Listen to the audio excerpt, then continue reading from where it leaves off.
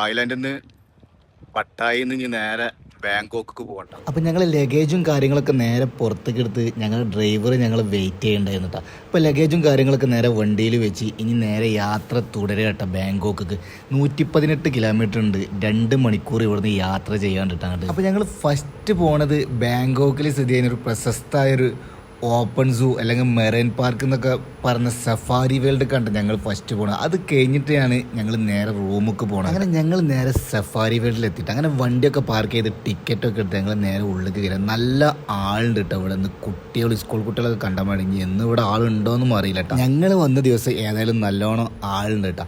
അപ്പോൾ ഇന്നത്തെ ദിവസം ഇവിടെ തന്നെ ഉണ്ട് ഫുള്ളായിട്ട് സമയം ചിലവഴികൾ. കാരണം 180ഓളം ഏക്കറിലാണ് ഈ സഫാരി വേൾഡ് സ്ഥിതി ചെയ്യുന്നത്. ഇവിടെ 7ഓളം ലൈവ് ഷോ മാത്രം ഉണ്ടാവും. ഉറാങ്കോട്ട, ഡോൾഫിൻ, അങ്ങനെ പല ഐറ്റം ലൈവ് ഷോ മാത്രമാണ്. പിന്നെ ഇതൊക്കെ കഴിഞ്ഞതിൻ്റെ ശേഷം നമുക്ക് നമ്മൾ പ്രൈവറ്റ് വണ്ടിയിൽ 11ഓളം കിലോമീറ്റർ നമ്മൾ കാട്ടിൻ്റെ ഉള്ളിൽ കൂടി മാത്രമേ നമുക്ക് യാത്ര ചെയ്യട്ടെ.